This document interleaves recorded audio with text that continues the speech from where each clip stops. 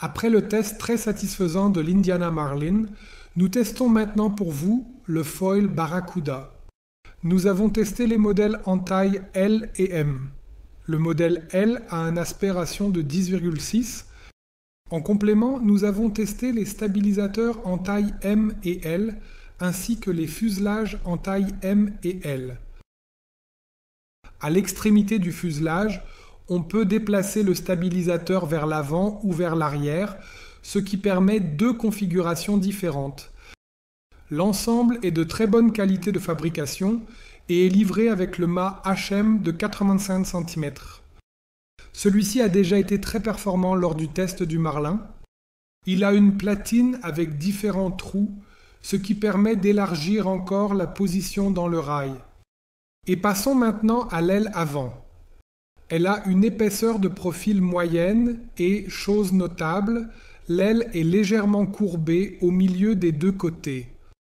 La partie avant du fuselage est un monobloc, c'est-à-dire que l'ensemble est directement relié à l'aile avant. La finition est vraiment impeccable.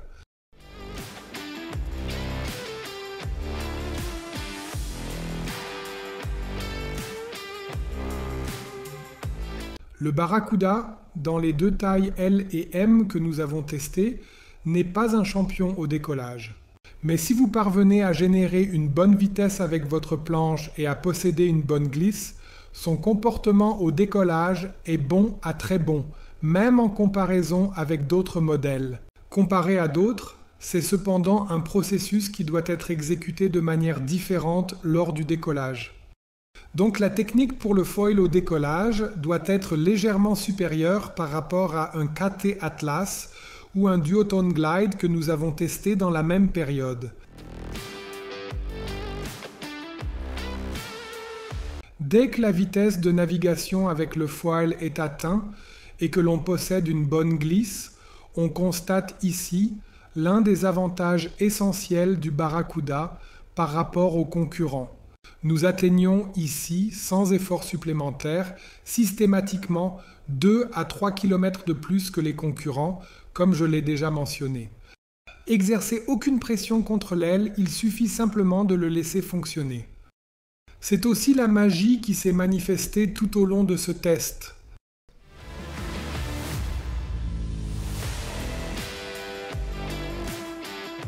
En ce qui concerne sa stabilité axiale, il montre de légères différences selon les plages de vitesse. Dans la plage de vent faible, c'est-à-dire dans la plage de vitesse vraiment basse, il nécessite un peu de contrôle sur le tangage, le roulis et le lacet. Et au moment où l'on maintient sa vitesse élevée de manière continue, ce qui n'est vraiment pas difficile, il suffit d'un peu de mouvement et d'un angle d'attaque continu, juste un peu. Alors le foil fonctionne tout seul à une vitesse élevée et devient alors absolument facile à contrôler et absolument stable sur tous les axes. Le tout est ensuite complété par une agilité vraiment élevée, pour le plus grand plaisir des amateurs de manœuvre. Pour mieux comprendre ces deux facettes, le Barracuda fait clairement partie des foils avec un aspect ratio supérieur à 10 et se classe parmi les modèles les plus performants. Cela signifie qu'il faut simplement oser aller un peu plus vite ou accepter cette vitesse pour que ce foil puisse réellement exprimer tout son potentiel qui, lorsqu'on va aussi vite, est accompagné de plus de contrôle que lorsqu'on va lentement.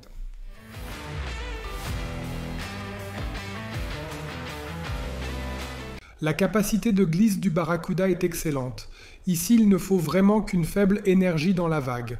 Quand on longe la vague ici, on obtient presque une glisse infinie. Ce n'est absolument pas un problème. On peut exploiter très facilement la grande vitesse du foil. Et si l'on perd un peu de vitesse, il réagit vraiment très bien au mouvement de pumping et peut ainsi facilement accélérer. Ceux qui pompent souvent pour accélérer seront plus à l'aise avec le taille en taille M qu'en taille L, car le foil se laisse alors pomper encore plus facilement à haute fréquence.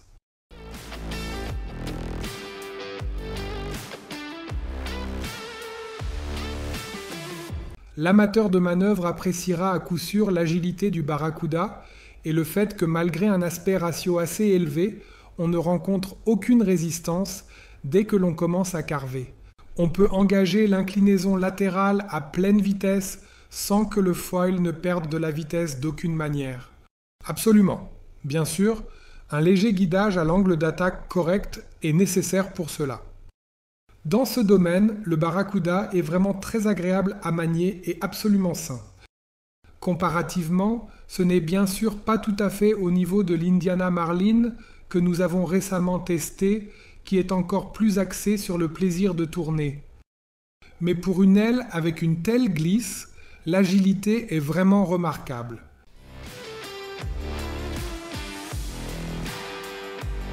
Pour le saut dans le domaine de base, le Barracuda convient également très bien, simplement en raison de sa grande vitesse. Il pop facilement de l'eau et lors de la réception, il y a peu de perturbations entre l'air et l'eau et cela permet une réception de manière contrôlée. Néanmoins, il faut bien sûr mentionner que pour ceux qui sont principalement axés sur le freestyle, le Marlin convient clairement mieux en termes de performance et de fonctionnalité.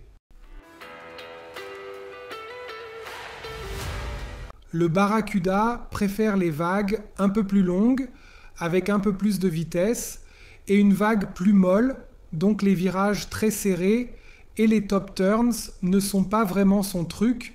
Là, le Marlin S est globalement meilleur, comme nous l'avons déjà décrit en détail dans le test, mais quand il s'agit vraiment du mélange avec une bonne glisse, alors le Barracuda a des avantages clairs, car il glisse tout simplement incroyablement longtemps et bien à grande vitesse.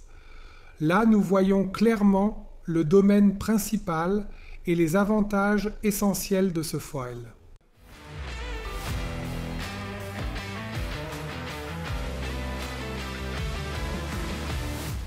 Que faut-il savoir faire pour tirer le meilleur plaisir du Barracuda ?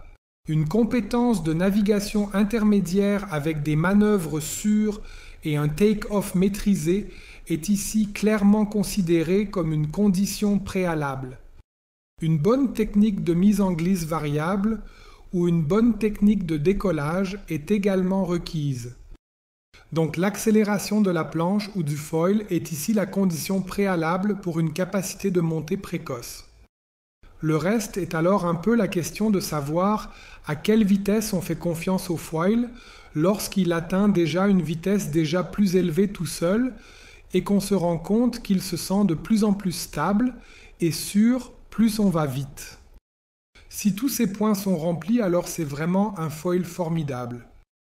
Et ce pour des vagues plus petites jusqu'à des vagues plus grosses qui se trouvent alors dans une zone plus large, devraient avoir une épaule plus plate. On peut exploiter pleinement la performance du Barracuda. Lorsque l'on fait une manœuvre, il faut effectuer tous ces tacs et empannages à grande vitesse autant que possible pour que ça se déroule vraiment de manière saine et stable. Et on sent toujours très bien quand on crée un peu de pression contre la wing, le foil nous génère une bonne accélération.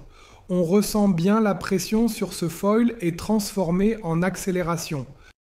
De notre point de vue, la Barracuda s'intègre parfaitement dans la gamme de foils Indiana, car il couvre réellement l'extrémité des autres foils. Le Barracuda se combine facilement avec le Marlin S afin de couvrir toutes les conditions. Pour environ 2300 €, on obtient ici un foil vraiment de très haute qualité, avec une très grande vitesse qui se classe également parmi les meilleurs par rapport aux concurrents. En combinaison avec une très belle agilité qui peut être utilisée sans effort. Ce foil est conçu pour être utilisé avec soin et précision, garantissant une utilisation sécurisée et efficace à tout moment. Et l'aile offre aussi une glide vraiment absolument magnifique.